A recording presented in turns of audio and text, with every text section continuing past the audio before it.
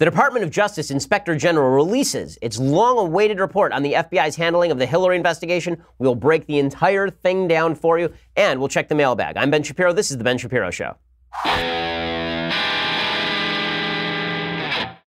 Oh man, yesterday was a boring news day until it was not. My goodness, a bunch of news just broke in the middle of the afternoon and has continued until up through today, and we'll go through all of it in just 1 second. First, I want to make sure that you know about the conversations. We're having an episode of The Conversation next week on Tuesday, June 19th, 5:30 p.m. Eastern, 2:30 p.m. Pacific. All of your questions will be answered by yours truly, Ben Shapiro, with our host, Alicia Krause. Our live Q&A will be available on YouTube and Facebook for everybody to watch, but only subscribers can actually ask me questions over at dailywire.com. Check out the pinned comments on this video for more information about how to do that. So again, subscribe and you can ask me those live questions Tuesday, June 19th, 5:30 p.m. Eastern, 2:30 p.m. Pacific. I mean, listen, I'm ruining my afternoon for you guys. So join the conversation and subscribe. Make sure you are there. Also, before we begin, I want to talk to you about life insurance. So, sorry to break it to you. If you didn't know about it, you're gonna die. And when you do, you want to make sure that you actually have life insurance so that your family is not left impoverished. I mean, the reality is that without your income and having to pay for all your funeral expenses, like life insurance is good for a lot of things.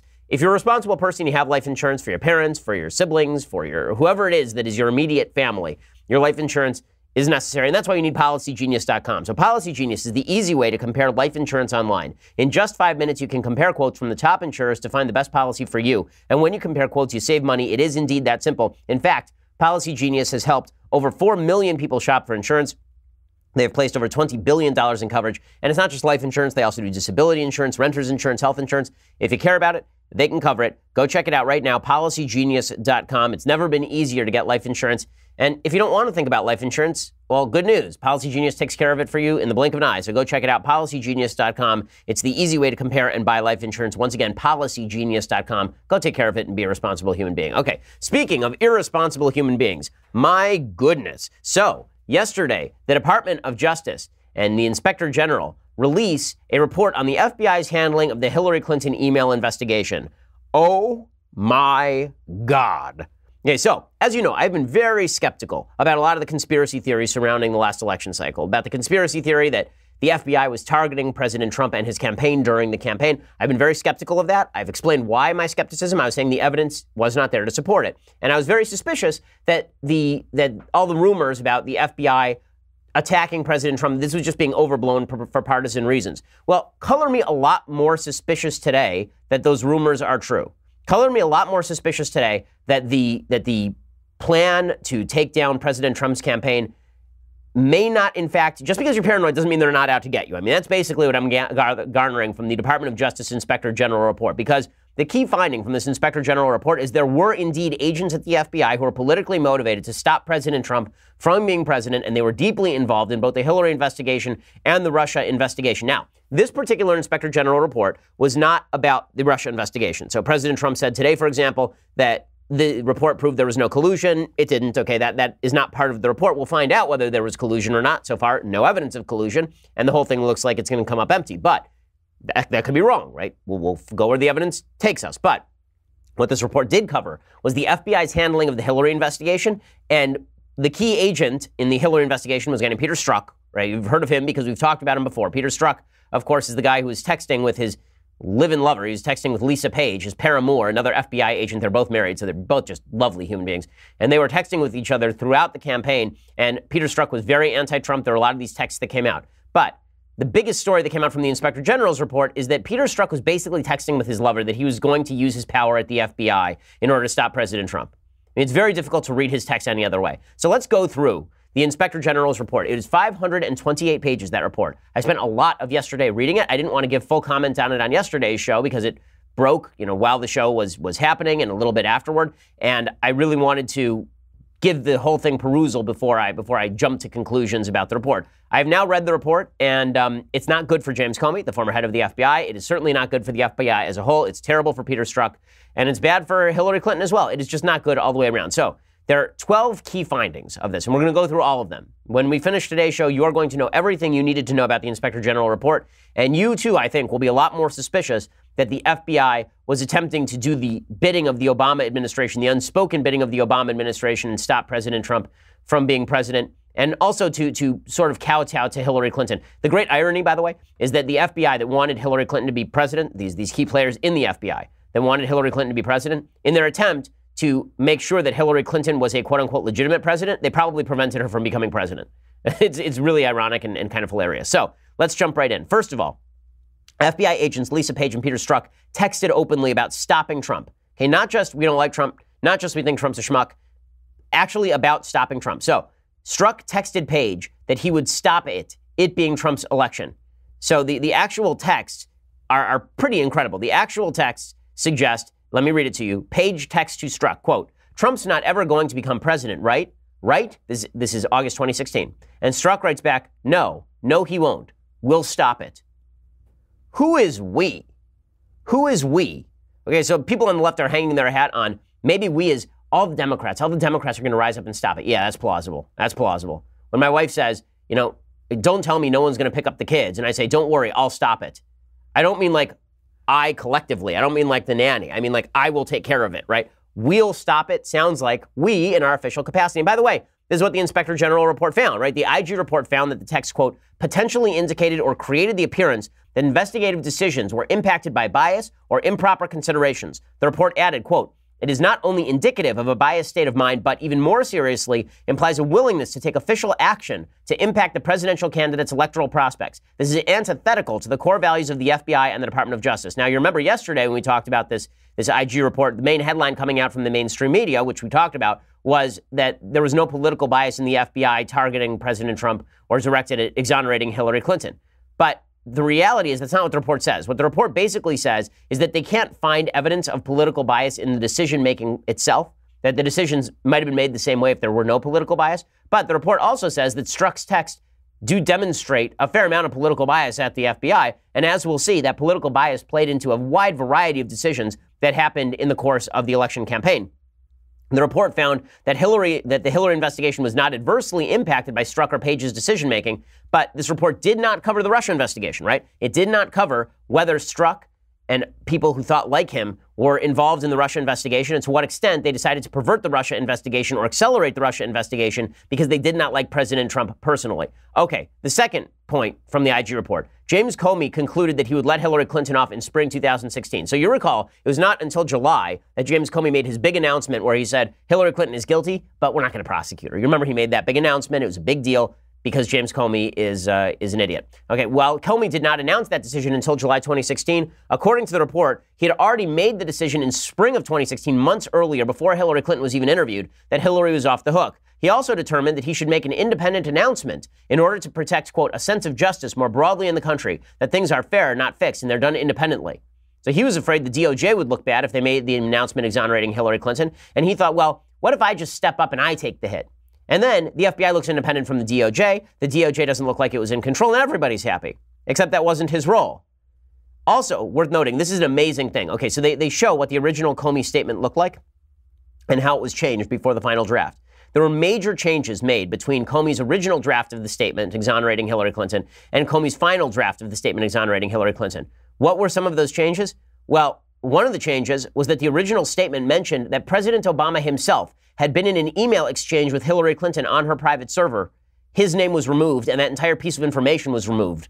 Why? Of course, to protect President Obama. So the idea that Comey was not a political actor, that, of course, is ridiculous. And speaking of that statement, the original draft statement also said that Hillary had been grossly negligent, which sounds a lot like law breaking. Instead, that was changed to extremely careless. The statement was changed from reasonably likely that Hillary had been hacked by hostile actors to possible. And finally, again, the original statement mentioned that President Obama had been in an email exchange with Hillary and his name was removed. Okay, fourth point here. Comey is an absolute glory hound. So when President Trump said that James Comey was a glory hound, that he was a publicity hound, that was exactly right. That was exactly right. James Comey loves him some James Comey, and that is absolutely clear from this IG report. So Comey had already concluded before the tarmac meeting between Loretta Lynch and Bill Clinton that he was likely to make his own statement on Hillary Clinton. He, quote, acknowledged that he made a conscious decision not to tell department leadership about his plans to make a separate statement because he was concerned they would instruct him not to do it. In other words, he wanted to make a public statement. He was afraid the DOJ would say no, so he just decided not to ask mommy and daddy and just go do it himself in violation of all protocol. Again, the idea here was to protect the integrity of the FBI, right? This is really what James Comey was super worried about. The IG's language here is pretty damning. They say, we determined that Comey's decision to make this statement was the result of his belief that only he had the ability to credibly and authoritatively convey the rationale for the decision to not seek charges against Clinton, and that he needed to hold the press conference to protect the FBI and the department from the extraordinary harm he believed would have resulted had he failed to do so. While we found no evidence that Comey's statement was the result of bias or an effort to influence the election, we did not find his justifications for issuing the statement to be reasonable or persuasive. And so it's plausible that Comey was not attempting to impact the election when he made that statement, or how he made the statement, and that he was attempting to protect the FBI, but they did water down the law. Okay, the reality is, and this is the fifth point here, they did water down the law. Okay, the IG, the Inspector General's report, says that based on precedent, Hillary would have had to have demonstrated a state of mind that was, quote, so gross as to almost suggest deliberate intention. Number one, that is not part of the law. Okay, that is not part of the law. Second of all, this was not Hillary Clinton using a private email account for business. Right? This was not that. This was Hillary Clinton specifically setting up a private server at her own home. Okay, that is a lot more technologically advanced than me just having a Gmail account. She set up a private server at her own home to store data. The only reason you do that is because you want to make sure that you can destroy the data afterward. That is legitimately the only reason that you would do that. The only reason you would do that is that it is not on the government servers. That is the only reason. There is no other reason. That is deliberate intention. It's not that you have to have deliberate intention to give the material to a foreign source. You have to have deliberate intention to not treat classified material property. And she obviously had that intention, but they changed the law to exonerate her. Okay, sixth point, and this one is just amazing. This is amazing. So the IG report found that the Anthony Weiner case agent had spotted Hillary's emails on September 26th, 2016, and he informed the New York field office on September 28th. So in other words, by late September, the FBI already knew that new Hillary emails were on Anthony Weiner's computer. So why did it take until October 28th for them to actually investigate that information? This one is a stunner, and I'm going to tell you about that in just a second. First, I want to say thanks to our sponsors over at Software Advice. So here's the reality. Your computer, your company right now probably is not doing its best work with regard to the software you have. You probably do not have the best software because you haven't thought about updating it in a really long time, and it seems like it's going to be a pain in the butt, and you don't know anything about software. You have no idea what kind of software your company actually needs. Well, this is why you need to go to softwareadvice.com. Okay, their team of advisors can point you in the right direction so you can start working more effectively right away. You have to be up on the latest technology. Softwareadvice.com/Ben lets you do that. You answer a few short questions about your business. You'll be connected with an advisor to discuss the best software options for your needs. And talking to an advisor takes just 10 minutes or less. It doesn't matter whether you're a medical professional or a construction manager or you work at the Daily Wire. Software Advice will save you time and help you make a more informed decision. If you're an entrepreneur, if you're working solo, again, you can't afford to be using outdated technology. It wastes time and it wastes effort. Instead, go get the best software advice with softwareadvice.com. These experts are ready to be your on-call go-to team to help you figure out business software in minutes for free. Check them out. Go to softwareadvice.com/Ben to get started. That's softwareadvice.com/Ben to get started, to connect with an advisor for free today. Softwareadvice.com/Ben, and then you can connect for free and check it out and use the /Ben to let them know we sent you. Again, softwareadvice.com. Alrighty, so why exactly was it that between September 26th and October 28th, the FBI did nothing about the fact that Hillary Clinton's emails were on Anthony Weiner's computer? Deputy FBI Director Andrew McCabe knew about it the same day that they found out about it in September. He then mentioned it directly to James Comey, and nobody mentioned it again for nearly a full month just prior to the election. The report says, quote, we found that by no later than September 29th, FBI executives and the FBI mid-year team had learned virtually every fact that was cited by the FBI in late October as justification for obtaining the search warrant for the Weiner laptop. Comey hilariously said he didn't realize that Anthony Weiner was married to Huma Abedin. So the head of the FBI did not know about one of the most famous and under assault marriages in the history of the United States, Anthony Weiner and Huma Abedin.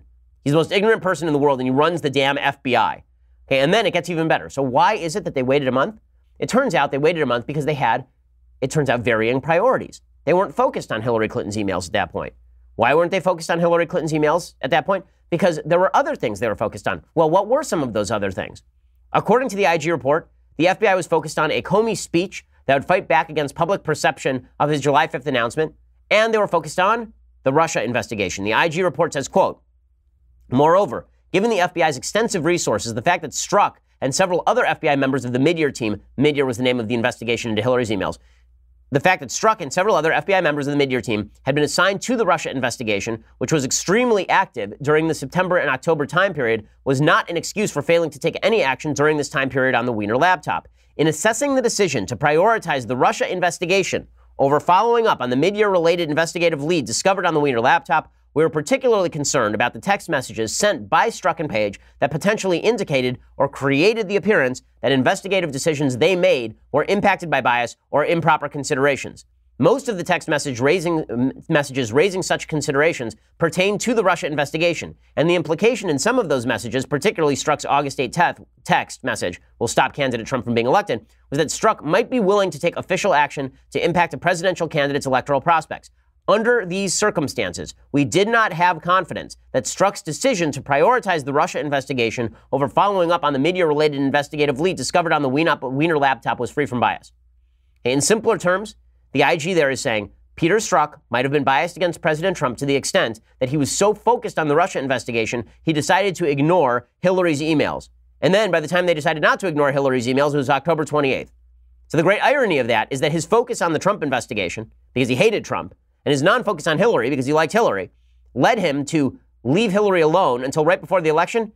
And then Comey ended up blowing up Hillary's campaign in the last week of the election. So the irony is just amazing. These people were playing God, and they failed dramatically.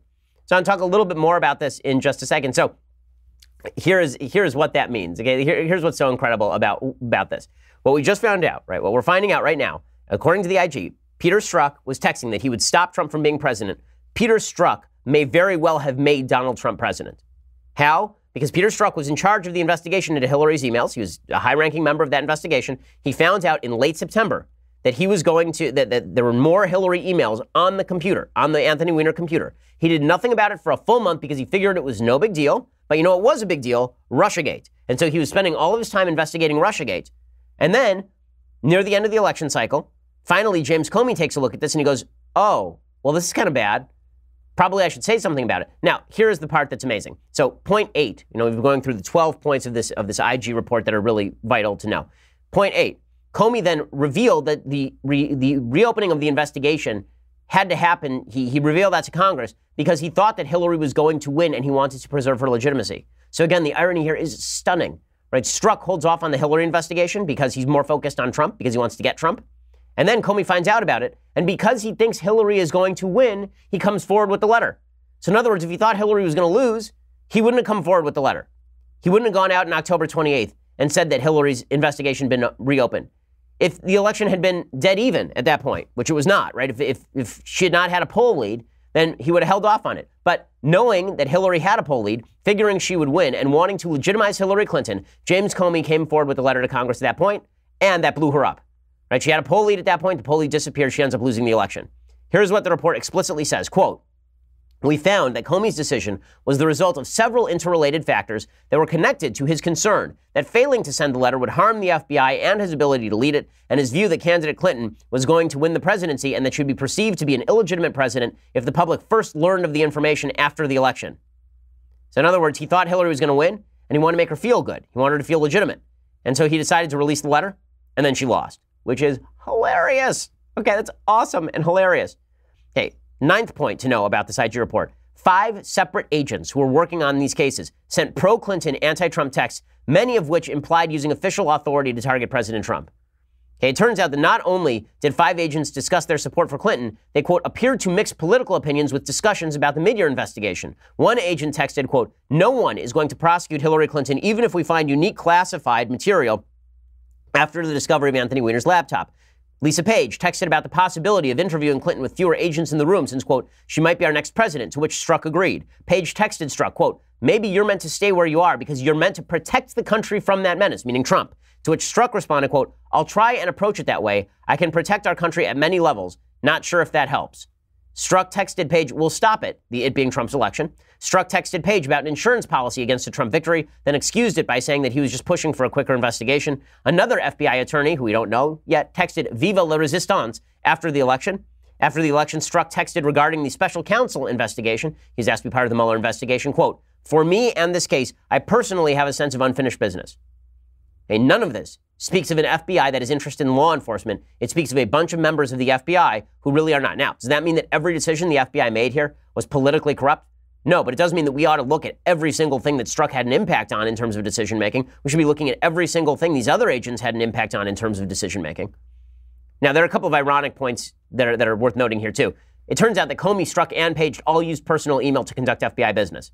It's illegal. It's a violation of procedure. Maybe the reason they decided to let Hillary Clinton off the hook is because they were all doing something similar to what Hillary Clinton was doing.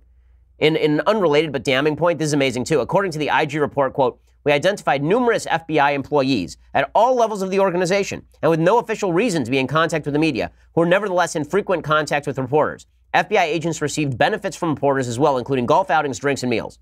So when President Trump said this place has a lot of leaks, he wasn't lying. And there are tons and tons of leaks from the so-called deep state, right, from people who work in the FBI, and they were basically being bribed by journalists. Okay, final point here. The former assistant attorney general, a guy named Peter Kadzik, he should have recused himself, according to the IG. While Hillary was under investigation, this former assistant attorney general tried to get his son a job on Hillary's campaign and sent an email to John Podesta ahead of the Clinton campaign, which included the schedule of the release of Clinton's emails in FOIA, right, Freedom of Information Act litigation. So that's a lot to unpack in the IG report, but the takeaways are pretty simple. There were agents of the FBI who hated Trump and wanted to stop Trump, and there were a lot of decisions that were made on a political basis in an area where they should not have been. Okay, so in a second, I want to talk about all of the, in a second, I'm going to talk about all of the reaction to all of this. First, I want to say thanks to our sponsors over at Zeal. So, it's a stressful period for us all, right? It's a stressful time for us all, but that is why you need a massage. And this is what Zeal does better than anyone. So Zeal can bring a massage to your door, the entire thing, right? The massage table, the oils, the scented candles, the music, the whole thing. They bring it right to you. And when they bring it right to you, your life becomes better because you don't have to go to the spa and wait around. You don't have to pre-schedule an appointment, and it is not that expensive. Zeal is just great. I've gotten it for my wife. I've gotten it for my mom. I've gotten it for my dad. I've gotten it for my mother-in-law. I've gotten it for my sister. It's a great present. It's a really good Father's Day gift as well, by the way. If you're looking for something to get your dad for Father's Day, a massage at his house is a pretty great thing. All you have to do is go to Zeal.com or on Zeal's iPhone or Android app. That's ZEEL.com, and you can select from the top local licensed pre-screened massage therapists, and you choose your favorite technique, gender preference, time, and location for the massage. Zeal sends over one of their 10,000 licensed massage therapists with all of the materials, 7 days a week, 365 days a year. Zeal massage therapist can be at your door in as little as an hour. Go check it out right now. To help you get started, our listeners get $25 off their first massage with promo code BEN. That's ZEEL.com, promo code BEN, Zeal, promo code BEN. Right now, go to Zeal.com again and enter promo code BEN to get $25 off your first in-home massage. It's just awesome. It's one of those things that makes you feel wealthy without actually having to break the bank. Zeal.com, promo code BEN. Go check it out and get that special deal, $25 off. All right, so with all of that said, from the Inspector General report, the blowback has been enormous, right? The blowback has been very strong. So President Trump this morning, he had a bunch of tweets on the IG report. He waited all day yesterday and did not tweet about it, and that's how you knew that it was going to be lit when President Trump decided that he was going to go on Twitter and go after it. So he started tweeting up a storm this morning. He tweeted out, FBI agent Peter Strzok, who headed the Clinton and Russia investigations, texted to his lover Lisa Page in the IG report that will stop candidate Trump from becoming president. Doesn't get any lower than that. True. He says the IG report is a total disaster for Comey, his minions, and sadly the FBI. Comey will now officially go down as the worst leader by far in the history of the FBI. Well, there have been some bad leaders in the history of the FBI, but he will be one of the worst, certainly. I did a great service to the people in firing him. True. Good instinct. You gotta love the President Trump pats himself on the back. Christopher Wray will proudly bring it back. Well, we'll talk about Chris Wray in just a second. We'll talk about Chris Wray in just the head of the FBI and whether he actually is going to bring back the FBI. But President Trump then this morning decided, you know what? Fox and Friends is down on the lawn. My friends over at Fox and Friends, great show. I'm on it. They're over on the lawn. They're on the White House lawn. What if I just pop on down there and just go and talk to my friends? So that's exactly what he did. He popped down there and he said a few things. So he really went after he really went after the FBI, which I think is pretty much appropriate. I said on the Department of Justice I would stay uninvolved. Now, I may get involved at some point if it gets worse. I say I'm staying uninvolved. I'm letting this report go through. I did nothing wrong. There was no collusion. There was no obstruction. Okay, so President Trump says that he's going to let the report say what it says. When he says there was no collusion, there was no obstruction, that's not in the report. So he actually said that the report exonerated him of obstruction. That's not actually true. Now, it is true that I don't think he obstructed. I don't think that there was collusion either, but that's not what this report says. So just to be perfectly exact and objective about this 528-page report, there's nothing in there about the Russia investigation per se.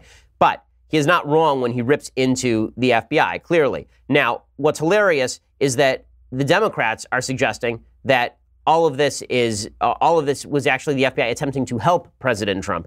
Now, Sarah Huckabee Sanders, she came out yesterday and she said that all of this reaffirms President Trump's suspicions about the FBI, and she is not wrong.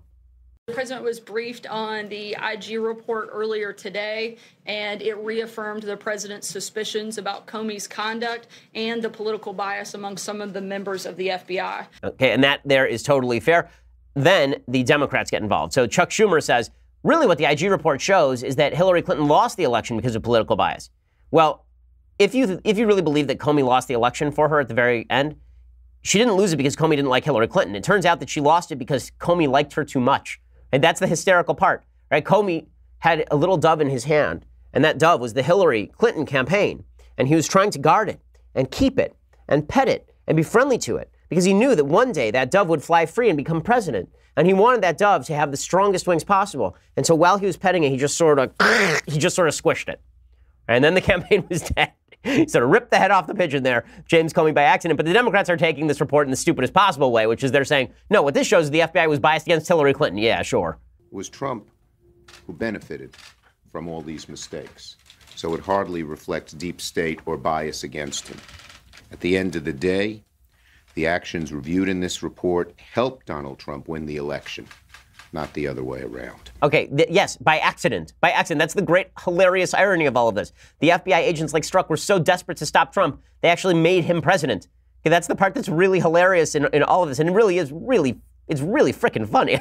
It's really funny. Now, what is not so funny is the fact that this is really bad for the FBI and the DOJ, right? These are institutions that we ought to trust as Americans, but we already knew that the DOJ had become an Obama tool while Obama was president of the United States. And the FBI, I'm not particularly surprised that all of this is coming out. The Hillary investigation was obviously a botchery from the very beginning, and it was botched all the way through. And political bias, obviously, in my opinion, played a part, even though the Inspector General found that it was plausible how they treated the investigation.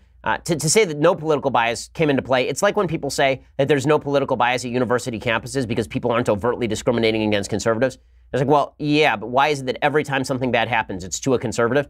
Well, in this particular election cycle, everything that the FBI did that was bad for someone on purpose was directed at President Trump, and everything good that was directed at someone on purpose was Hillary Clinton, except for that last letter, which, again, it turns out Comey was trying to do something good for Hillary Clinton. He's just an idiot. Right? The stupidity of our public officials cannot be overstated. It is extraordinary. So Comey tweeted about it. Comey then tweeted that he was happy with the IG report. He said, I respect the DOJ IG office, which is why I urge them to do this review. The conclusions are reasonable, even though I disagree with some. People of good faith can see an unprecedented situation differently. I pray no director faces it again. Thanks to the IG's people for hard work. Okay, well, yeah, they said you're a self-aggrandizing idiot who basically destroyed the election cycle. So, yeah, I think that you should probably sit down now. And then Hillary Clinton got involved. She then tweeted out this. She tweeted out, but my emails. Okay, because Kyle Cheney, who's a reporter, he tweeted out that the IG found that Comey had used a personal Gmail account to conduct official U.S. FBI business. And then she wrote, but my emails. So a couple of things about but my emails. Yes, your emails. You've made a private server, and then you stored all this classified information on the private server. Yes, your emails. The whole point of the IG ripping into Comey is that Comey did something wrong, too. But Hillary Clinton, it's everybody else's fault that Hillary Clinton lost the most winnable election in American history. Obviously, the only person to blame is James Comey, so that's pretty extraordinary. In just a second, I'm going to get to the FBI's response to all that. First, I want to say thanks to our sponsors over at ExpressVPN. So, with all this news nowadays about how your personal information is being exposed online, every time you go to a public Wi-Fi, you're at risk of exposing your personal information. And you've got all of these companies that are tracking all of your information, the Comcast and the Verizons and the Time Warners. Well, this is why you ought to be taking back your privacy with a VPN. You ought to use ExpressVPN. My internet data is encrypted. My IP address is hidden. That's why I use ExpressVPN. It runs in the background of my computer, and it costs less than $7 a month. It is the #1 rated VPN service by TechRadar and dozens of expert reviewers. ExpressVPN has these easy-to-use apps. It takes 5 seconds to set it up. I mean, it's really quick to set it up. And then you turn it on and you just leave it on in the background of your computer or your phone, and you don't have to worry about people hacking your information again or grabbing your information. You want to make sure that hackers and spies can't see your data, ExpressVPN is for you. So go to expressvpn.com/Ben. That's EXPRESSVPN.com/Ben. You get 3 months for free when you get a 1-year package, which is a pretty awesome deal. Every day you use the internet without ExpressVPN, you're putting yourself at risk. Don't be an idiot. Go get ExpressVPN today. That's expressvpn.com/Ben, and you get your first 3 months for free with a 1-year package. Again, that's expressvpn.com/Ben. So go check that out. Okay, so I want to talk about the FBI's response to all of this. But first, you're going to have to go over to dailywire.com and subscribe. So for $9.99 a month, you get the rest of the show live. You also get to be part of the mailbag, which we are doing today. So you can ask me all your questions. And next week, when we do the conversation, you get to be part of that mailbag as well. So you can ask questions live, and I will answer them next Tuesday because we are doing an episode of the conversation. Plus, let me just be frank. Your subscriptions help us bring the show to you, right? If you don't subscribe, it's hard for us to bring the show to you. We got to make our money, so you got to subscribe. That's just the way that it works. And when you get the annual subscription, you also get this, the very greatest in leftist tears, hot or cold tumblers. It is just phenomenal. You will love it.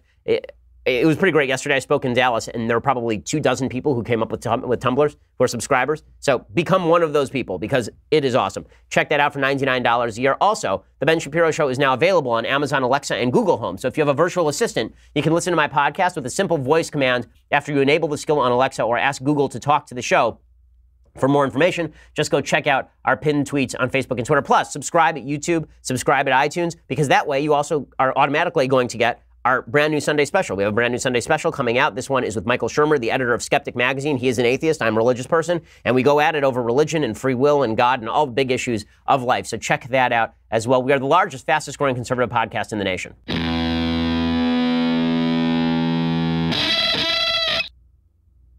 Alrighty, so the FBI response to all of this has been lackluster at best.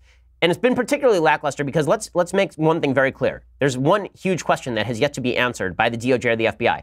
That really crucial text that Strzok sent to Page, the one that says, "We'll stop it," meaning we'll stop the Trump campaign, that was not handed over to Congress. It was only handed over to the Inspector General.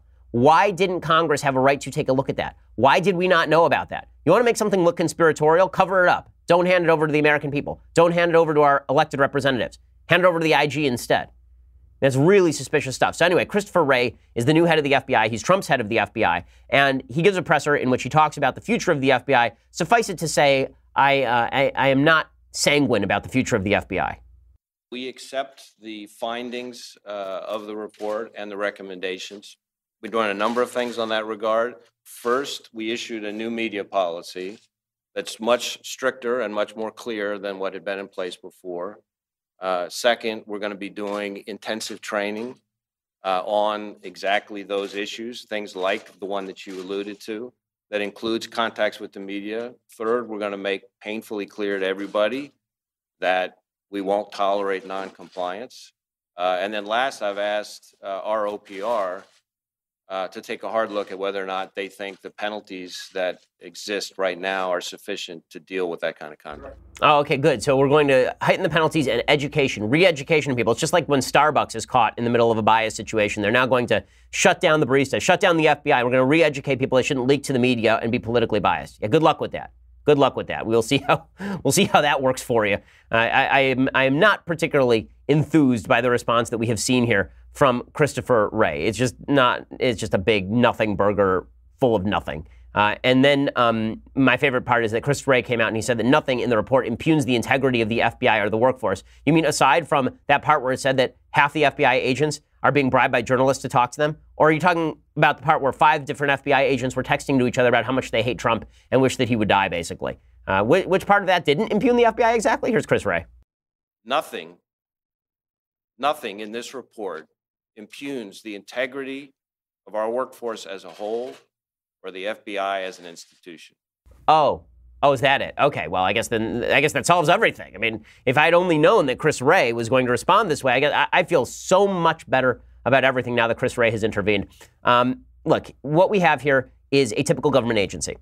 I don't want to suggest that there's a giant conspiracy going on, that there were a bunch of agents in a room together deciding how do we stop Trump or anything like that. What you have here is a soft bias that manifests itself in particular decision-making. And this was true with the IRS when Obama was president. It is true with regard to Hollywood, for example. It's why all of Hollywood's material is left, because you have a bunch of people who agree on stuff. And it's an echo chamber. And this impacts decision-making. Political bias does not actually have to manifest itself in obvious political decision-making. Sometimes it manifests itself in bias in action that is eminently obvious to anyone who's observing. So when you look at the media, and it turns out that every story they get wrong is anti-Trump, maybe they're not getting the stories wrong on purpose many of these times, but you have to start saying, well, maybe the reason they're getting these stories wrong all the time about Trump, but they never got a story wrong about Hillary Clinton or Barack Obama, or at least not nearly as often, maybe the reason is because they like Hillary and they liked Obama.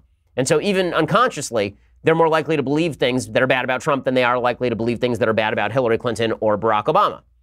Right? I think the same sort of logic plays into what the FBI was doing here. You have a ton of FBI agents who hated Trump and who are in top positions and saw stopping Trump as a priority. Does that mean that there was an actual plan that was snapped into place at the first available opportunity?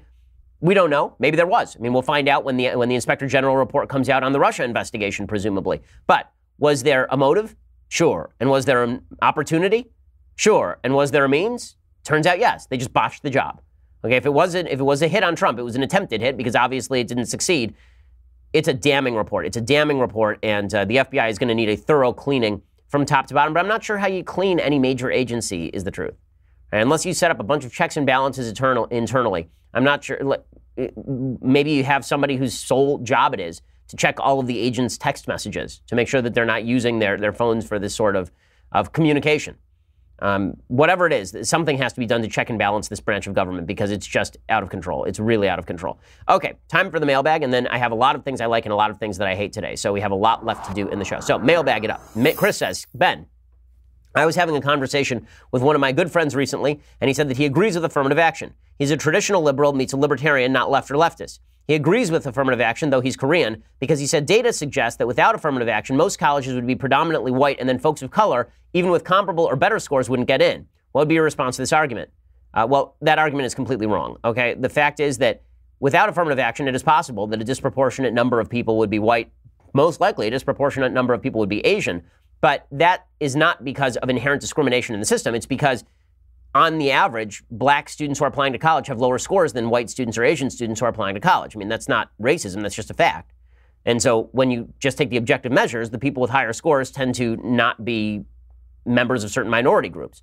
Now, that doesn't explain why that happens, and it's something we have to try and cure. But the solution is not to say that people who are unqualified for a particular college should go to that college over other people. This is particularly true with regard to Asians. So this is the amazing thing. You say your friend is Korean, Chris. Well, let me point out, there's a report today in the New York Times. Harvard rated Asian American applicants lower on personality traits, lawsuit says, quote, Harvard consistently rated Asian American applicants lower than any other race on personal traits like positive personality, likability, courage, kindness, and being widely respected, according to an analysis of more than 160,000 student records filed Friday in federal court in Boston by a group representing Asian American students in a lawsuit against the universities. Asian Americans scored higher than applicants of any other racial or ethnic group on admissions measures like test scores, grades, and extracurricular activities, according to analysis commissioned by a group that opposes all race-based admissions criteria. But the students' personal ratings significantly dragged down their chances of being admitted, the analysis found. This is institutional discrimination. This is institutional racism. Because what happened here is a bunch of admissions officers said too many Asians are getting in, so instead we'll just say they're not personable, or they don't have leadership qualities, they're not likable. So basically, in order to achieve our perfect ethnic blend, in order to achieve the light roast ethnic blend, in order to do that, all we have to do really is put the right ingredients in. And we can't have too many of these Asians, right? These Asians, if we have too many Asians, then the campus becomes too Asian. And the best way to stop that is we'll just say that Asians are schmucks. I mean, that's really what this lawsuit says. It turns out that the suspicions of Asian American alumni, students, and applicants were right all along, says the group Students for Fair Admissions. Harvard today engages in the same kind of discrimination and stereotyping it used to justify quotas on Jewish applicants in the 1920s and 1930s. Harvard's own researchers cited a bias against Asian American applicants in a series of internal reports in 2013, but Harvard ignored the findings, the court paper said, and never publicly released them. Okay, so you probably ought to tell your friend that it's not white people who are the beneficiaries of lack of affirmative action. It's Asian people. And beyond that, again, colleges are discriminating in favor of particular races and against other races in affirmative action. They're not doing so in the absence of affirmative action. Brian says, hey, Ben, back during the Obama administration, you talked about the President Obama not giving legitimacy to ISIS by calling them JV and refusing to call the radical Islamic terrorists. The result was ISIS gained power, destabilized the region, and killed a lot more people. How is President Trump supposed to solve the problem with North Korea without legitimizing and buttering up Kim Jong-un? After all, the worst thing to do during a negotiation is humiliate the other party. Thanks. Well, I don't think that he has to humiliate the other party during the negotiation. This is why I don't think the president should be directly involved in the negotiation. So I'll give you an example. Today, the president of the United States was asked about the situation in North Korea, and he said a couple of things that are not really great, right? So he said this is clip 17. He's the head of a country, and I mean, he is the strong head. Don't let anyone think anything different. Right. He speaks and his people sit up at attention. I want my people to do the same. Okay, so he wants his own staffers to act like Kim Jong-un's staffers. Is that necessary to prevent war? So President Trump says yes. Right? President Trump's case is that you have to flatter Kim into not nuking us, right? He actually said this, right? So here is clip 19. In the same breath, you're defending now Kim Jong-un's human rights records. How can you do that? You know why? Because I don't want to see a nuclear weapon destroy you and your family. Well, okay, that's ridiculous. I'm sorry, that's ridiculous. Kim Jong-un is not going to nuke the United States because Donald Trump doesn't call him a good guy.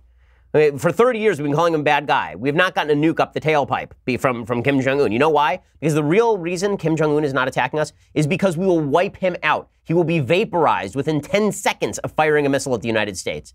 I mean, it's not just that we have military superiority over the North Koreans. Okay, we could wipe them literally in 3 hours. That war would be over. 3 hours. Okay, not 3 days, not 3 weeks. It took us 3 weeks to take out Saddam Hussein. It would take us 3 hours to finish off the North Korean regime if they decided to go to war with us. Okay, that's why they're not going to nuke us, not because President Trump decides to be nice. Now, the reason I say this is because Ronald Reagan did not stop talking about how the Soviet Union was a human rights violator in the middle of negotiations with the Soviet Union. He was saying, you guys are human rights violators. You're a terrible country. We're going to try to come to a deal with you anyway in the interest of mutual security.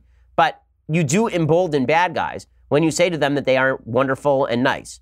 I've never seen a situation ever in a negotiation where you flatter someone into doing what you want. Not in the international sphere anyway. Maybe it works in personal relationships. It doesn't. Kim Jong-un is not going to disarm because Trump is nice to him. Okay, it's not going to happen. Countries have interests. Those interests do not change just because President Trump is being very nice to Kim Jong-un right now. The worst thing to do during a negotiation is not to humiliate the other party. The worst thing to do during a negotiation is to flatter the other party and to flatter yourself into believing that the other party is credible when it is not. The worst negotiation of all time was Munich. The worst negotiation, you'd have to name me a negotiation that failed because one party was humiliated. And that's really not how negotiations fail typically. Austin says, Ben, I'm a huge fan of the show. I live in the Democratic state of California within the warm Republican Orange County bubble. I know you live in LA. I wanted to know your thoughts on the possible positive and negative effects of the California three-way split on the November ballot. So first of all, it's not going to happen because in order for California to become 3 states, that has to be approved by, it has to be approved by, I believe, 2/3 of the states. That's never going to happen. It would add another 4 Democratic senators because just the way the demographics break down, the Northern California would be Democrat, Central California would be Democrat, and and Southern California would be Democrat.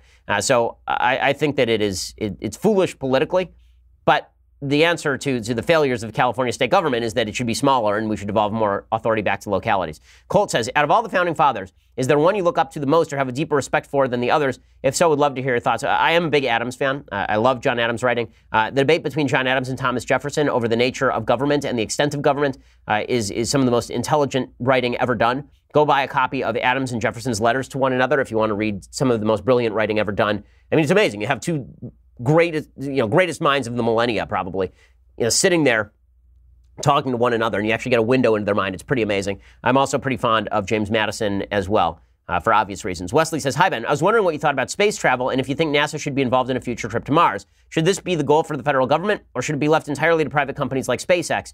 Well, I'm not averse to private companies taking the lead on all of this. It depends on whether you think that a future trip to Mars is a security consideration, whether it actually benefits the United States to get to Mars first. I would say probably yes. I think that it benefited the United States to have sovereignty over the moon, basically. I think that there are other countries that are going to attempt to do that, and leaving it up to private industry to exploit the resources of Mars, it seems like we'd be better off having a sort of collective control, at least in terms of American government, at the outset over Mars, because otherwise it could turn into a corporate competition.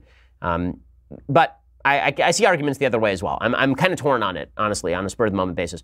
Zachary says, regretfully, I missed the Father's Day podcast. When I realized I missed it, I frantically tried to log on to ask the following question. I'm 23 years old. A few weeks ago, my father, who has a history of drunkenness, got drunk and fought my 18-year-old brother. The situation ended up with him holding a gun to my mom and him spending the weekend in jail. In the past, we have fought, and this isn't the first time there have been domestic issues, although it is the first time that has involved a gun. After speaking with him after he got out of jail, he seemingly tries to deflect and shift the blame onto my mom and little brother. I could try to forgive him if he would hold himself accountable for his actions, but it doesn't seem like he is going to. As a result, he and I haven't spoken for close to a month. Usually we talk 2 to 3 times a week. What do? I find that I feel incapable of forgiving him unless he expects responsibility. Should I forgive him because it is the right thing to do?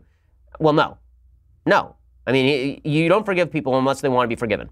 It is not your job to forgive someone. Like, in your own heart, you can understand his flaws, right, so that you can live with yourself. But you do not have to go out of the way to pretend that he's asked for forgiveness when he has not, or to grant him repentance when he has not.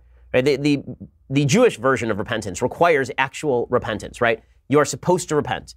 I'll speak from the Jewish point of view because I'm more familiar with it than the Christian point of view. Christianity obviously has a whole different philosophy with regard to repentance and Jesus repenting for your sins, whether you wanted him to or not. But Judaism suggests that you must do individual repentance several times a day, right? We actually have a paragraph in what we call the Shemona Esrei in which we repent at least 3 times a day, which is a lot of repenting, right? But human beings do a lot of sinning.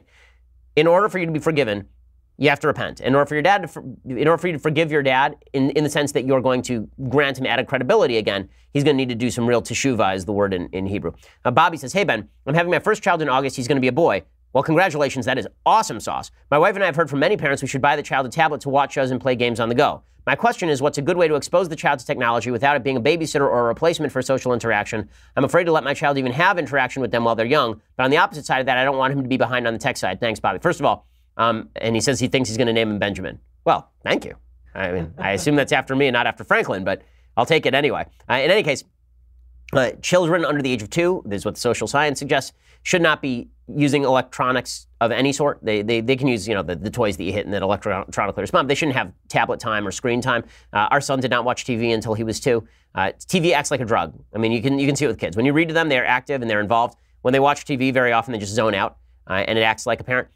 And even with older kids, you have to have that in mind. So our daughter, we restrict the amount of TV that she can watch very regularly. That doesn't mean that we're responsible all the time, right? There are times when we have to do something and it's like, okay, we don't have time for you right now. Sit in front of the TV, right? Just like every other parent, we have our wrong moments. But that doesn't mean that you should make it a regular part of their watching lives.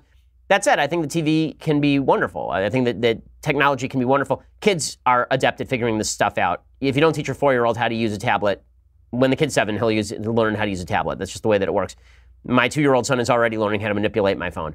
David says, Dear Ben, from your perspective, how well do you think human intellect can understand God? The ancient Greeks seemed to believe human intellect was the key to understanding God. If God is beyond understanding intellectual tools, what other tools can be used to understand God and God's will? So I'm writing an entire book about this right now, David. And my view of this is that it is our job to use reason to try and understand the universe that God built in order to understand God's logic, right? I believe in this sort of Greek teleology that the universe was designed with certain purposes in mind and that it's our job to try and find those purposes. That said, God operates from a different plane. So trying to understand the mind of God completely is never going to happen. I think that the most beautiful exposition of this happens in the book of Exodus when Moses asks to see God's face. And what the commentators explain is that when Moses asks to see God's face, what he's really asking is, can I understand the universe? And God says, you can't look at my face. If you look at my face, then you will die. But I will let you see my back, right? And he puts Moses in a cleft in the rock, and then he goes by Moses, right? All of this is anthropomorphic, just because human beings can't understand completely spiritual imagery. And my dad has a very nice kind of what we call Dvar Torah on this. He has a very nice sort of exposition on what this means. What he says is that people that you know, right? People that you love and that you know, you can recognize them from behind, right? If I saw my wife, I could recognize her from behind. If I saw my kids, I could recognize them from behind. But I can't tell what's on their faces. I don't know what they're thinking because I can't see what's on their face. But I certainly can tell that they are there. And that's, I think, what the intellect can comprehend. The intellect can comprehend that God is there. We can see sort of shadows of what God wants from us. Through revelation, I think we can see more than shadows. But just through pure intellect, through pure reason, I think that we can gather a couple of things. I think that we can gather, the idea that there is a God. I think there are good arguments for a God. The idea that there is a God who is the creator of heaven and earth. I think that we can pick up on certain interactions between man and man that don't even require belief in God necessarily to logic yourself out to. But as far as understanding what God wants from us, I think that's only going to take you so far. I think that you can get to the Aristotelian logic of God wants us to use reason. God wants us to act in accordance with right reason, which amounts to virtue. But that is relatively vague. And Aristotle did it as well as anybody, and even Aristotle's philosophy has some flaws in how he brings out virtue. Okay, Jacob says, "Hi, Ben. You've been very instrumental to me in rediscovering my belief in God. I love your approach to faith and how it's fundamental to creating a system of morality. However, a friend of mine holds the belief that we can create a system of morality based on the one truth that suffering exists, and therefore we should try to reduce it wherever possible. Do you believe that this concept, void of any belief in God, can create a stable society? I love everything you do." Well, this was an Enlightenment project, right? So since Thomas Hobbes, there's been a project going on saying that human beings are, that our rights derive not from God, they don't derive from nature, but what our rights really are based on is this idea that we are trying to avoid pain and suffering and to maximize pleasure. And we can build an entire system of morality around this fundamental basis. I don't think that that's correct. The reason I don't think that's correct is because we all define suffering differently, right? There are many decisions we make in life where we choose to suffer with the knowledge that there will be something on the other end, or we choose to suffer because something means more to us in terms of a group identity than our personal non-suffering means to us. How, for example, if you're trying to say that you're minimizing suffering, for example, how do you build a system in which soldiers sacrifice themselves for the greater good? Right? It's very difficult to explain that, right? Altruism is difficult to explain along the lines of personal minimization of suffering and personal maximization of pleasure. And this has been an ongoing struggle forever, right? You have Kantian's golden rule on the one hand, and then you also have Jeremy Bentham's logic of utilitarianism on the other, and both of these claim that they are designed to minimize human suffering and maximize human pleasure, basically. But those are the very different realms of thought. Marxism thought that it was designed to maximize human pleasure and minimize human suffering, and that ended in the death of 100 million people. So I don't believe that pure human reason can get you there. I don't think that without a God, without a certain teleology to the universe, without trying to find out what it is that nature wants of you, and what it is that the universe is demanding of you, and what it is that God is demanding of you from a Judeo-Christian ethic, I don't think you can get to a full morality. The founders believe the same. Even Kant is based on the basic ideas of Judeo-Christian morality. He sort of just backdoors them into his own logic. Okay, so a couple of things I like, and then we'll do a thing that I hate, and then we'll be out of here. So things that I like today. So there's a show. This show is not for the kiddies. I'm not even sure it's for the adults, honestly. It's a pretty dirty show. Animal Kingdom on TNT. If they could cut out all the sex scenes, it would be a lot shorter. It would also be better, in my opinion, because, I mean, frankly, I don't find sex scenes all that interesting because it's pretty much the same every time. But in any case, the show itself is, if you like Breaking Bad, if you are into sort of crime families, Animal Kingdom is about this mother and her 4 sons and her grandson who are basically a crime syndicate. And it's compelling. It's certainly compelling to watch. It is very purple, right? It's over the top. But it's well acted and it's well scripted. Here's what it looks like. You're in this family now. You're going to be seeing things, hearing things that need to stay in this family. We do all the work. She controls the cash. My boys know their limits. Okay, so the show itself is very compelling stuff. It's almost like a short form soap opera, but it is not something that instills a grand sense of morality. Right? I mean, these people are all scum. So it's a show about scummy people. So if that's your kind of thing, then you'll enjoy the show. Okay, other thing that I like. This is an actual thing that I like. So Steve Scalise, who you'll remember a year ago was shot. I know how we all forgot about like a bunch of Congress people getting shot, but that was pretty horrifying, right? I mean, that was kind of bad. And we sort of forgot about all of that. Anyway, Steve Scalise, the first pitch of the congressional baseball game, he's back now, and you can watch him make a play.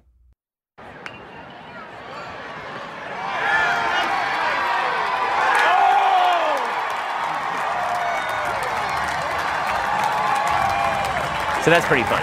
Right? Then, thank God Steve Scalise is healthy again, and that's a pretty amazing thing. So we should just be grateful for that. Okay, time for a couple of things that I hate. So thing I hate, number one, Brooke Baldwin did a whole routine on CNN yesterday about female athletes making less money than men. And here's what it sounded like. What do Serena Williams, Danica Patrick, Lindsey Vonn, Ronda Rousey, and Maria Sharapova all have in common? They're all badass women, not on the list of the 100 highest paid athletes in the world. In fact, not a single woman is on that list. Not one. We need to start speaking up about this. We need to stand up for what we're worth. Okay, that's stupid, and I will tell you why that is stupid. The reason that is stupid is because the reason they are not on the top 100 list is because none of the sports in which they play have as high income as the comparative sports for men. Not a single woman is on that list because, as it turns out, Danica Patrick, who made $10.3 million as opposed to Lewis Hamilton's $51 million, or Serena Williams' $18 million to Roger Federer's $77 million. Okay, the reality is that all of these leagues earn less for women. Okay, so the Yahoo Sports reports that male viewership at the Australian Open eclipsed female viewership by 25%. And in general, the men's ATP World Tour events generate significantly larger audiences. According to statistics compiled by BBC, this is according to Amanda Prestigiacomo over at Daily Wire. According to Yahoo Sports, statistics compiled by the BBC, the ATP, that's the men's tour, drew 973 million viewers in 2015 compared to the WTA's 395 million viewers. Well, it turns out if you're on a lower rated show, you get paid less. And if you're on a lower rated tour, you get paid less. And this is true in soccer, right? Nobody watches women's soccer in non-Olympic years. And even during Olympic years, men's soccer gets much higher ratings. And also the women negotiate their own deals. So the point here is not that women shouldn't be paid lots of money for sports. The point is that if you are just looking at Danica Patrick versus Lewis Hamilton or whatever, I don't follow NASCAR. If you're just looking at the leading men's driver versus the leading women's driver, well, that's because the leading men's driver is in NASCAR. Like, she won less money because she's in the same sport and she didn't win as many races. Like, I'm not sure what the big problem was there. And Serena Williams not earning as much money because fewer people watch women's tennis than watch men's tennis, which is fine. People should be able to watch what they want. But this is all very silly. Again, this comes down to the leftist belief that all disparity equals discrimination, and that is, of course, ridiculous. Okay, meanwhile, one more thing that I hate. So the Democrats continue to trot forth this narrative that Donald Trump is forcibly separating families at the border. The reason, again, that Donald Trump is separating families at the border is because when you arrest people at the border, there is a law on the books that has been ensconced by the Ninth Circuit Court of Appeals that says that children are not allowed to stay in detention. Even if their parents are there, they're not allowed to stay in detention for longer than 20 days. And so if you wish to arrest the parents, then the children have to be placed somewhere else. Okay, it is not that Donald Trump just wants these kids to go away. Now, there are people in his administration who have said dumb things, like John Kelly said, this should be a way of discouraging illegal immigration is to separate kids from their parents. Well, that's kind of gross. I mean, there are plenty of ways of discouraging illegal immigration. It seems to me punishing children is not the best way to do that. But the law itself is pretty clear on this. You're not allowed to keep children in custody with their parents. So if you want to keep the parents in custody, you have to separate out the kids. Well, the Democrats, of course, have suggested that Trump is forcibly doing this because he hates children or some such. And the media, just parroting the Democrats, does the same thing. Here is Nancy Pelosi saying that there should be uprisings over family separations. They're doing away with children being with their moms. This is, I just don't even know why there aren't uprisings all over the country, and maybe there will be when people realize that this is a policy that they defend. It's a horrible thing. Okay, so then the media immediately picks up on all of this, and because the media are basically a tool of the Democratic Party, they decide that they're going to repeat the same question over and over and over. So here's Brian Karam, a CNN reporter, going after Sarah Huckabee Sanders, basically using Nancy Pelosi's language. Don't you have any empathy? Jill, go ahead. Come on, Sarah, you're a parent. Don't you have any empathy for what these people are going through? Jill, they have less than Brian, you do. Guys, Sarah, come on, settle down. Seriously. I'm trying to be serious, but I'm not going to have you yell out of turn. Jill, please it's call. It's a law, and they have, these people have nothing. Hey, Brian, I know you want to get some more TV time, but that's not what this is about. If I want to recognize you, go ahead, Jill. Okay, it is absolutely about TV time. It is absolutely about TV time, which is why he's ranting and raving on TV. Right? The White House, there's a good case to be made that the White House press corps should submit questions in writing, or that at the very least that they should not televise these things live, because you just have too many CNN reporters and too many reporters of all stripes who are looking for their payday, basically, by doing the Sam Donaldson routine. Well, I grilled the press secretary today. I'm not sure how much information that even comes from these press conferences in the first place. They just seem like a sideshow to me, frankly, because it is the job of the press secretary to lie as often as possible to the media, and the job of the media to get on TV as often as possible, and none of it seems to actually be conducive to the truth in any serious way, which is why you end up with situations like this. I have to admit, I laughed. Jim Acosta, who's just awful at CNN, their White House reporter, he also goes after Sarah Huckabee Sanders, and she's finally had enough. I can say that it is very biblical to enforce the law. That is actually repeated a number of times throughout the Bible. However, this hold on, Jim, if you'll let me finish. Again, I'm not going to comment on the attorney's specific comments that I haven't seen. That's not what I said, and I know it's hard for you to understand. Even short sentences, I guess, and please don't take my words out of context, but the separation of illegal alien families is the product of the same legal loopholes that Democrats refuse to close, and these laws are the same that have been on the books for over a decade, and the president is simply enforcing them. Okay, so Jim Acosta deserves that one. Okay, just good for Sarah Huckabee Sanders. Jim Acosta, man, the grandstanding from the podium from people like Acosta is really egregious. Okay, so we'll be back here next week. We have a lot to talk about then. Also, make sure that you tune into our Sunday show as well, because we have Michael Shermer on it. It's a really great conversation. I think you're really going to enjoy it. If you like all the talk about God and free will and reason, then please check it out. We love having you. We love having you subscribe. So please do that as well. And we'll see you here on Sunday, and then we'll see you here on Monday. I'm Ben Shapiro. This is The Ben Shapiro Show. The Ben Shapiro Show is produced by Senya Villarreal, executive producer Jeremy Boring, senior producer Jonathan Hay. Our supervising producer is Mathis Glover, and our technical producer is Austin Stevens. Edited by Alex Zingaro. Audio is mixed by Mike Caramina. Hair and makeup is by Jesua Alvera. The Ben Shapiro Show is a Daily Wire Forward Publishing production. Copyright Forward Publishing 2018.